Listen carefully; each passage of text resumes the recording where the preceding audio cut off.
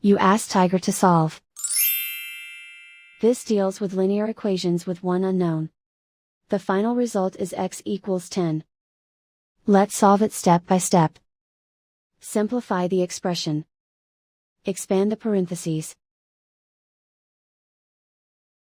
Simplify the arithmetic. Expand the parentheses.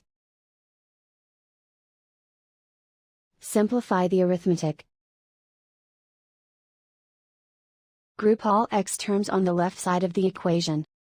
Subtract 5x from both sides. Group like terms.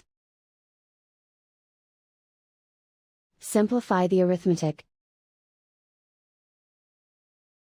Group like terms. Simplify the arithmetic. Group all constants on the right side of the equation.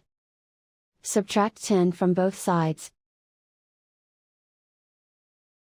Simplify the arithmetic.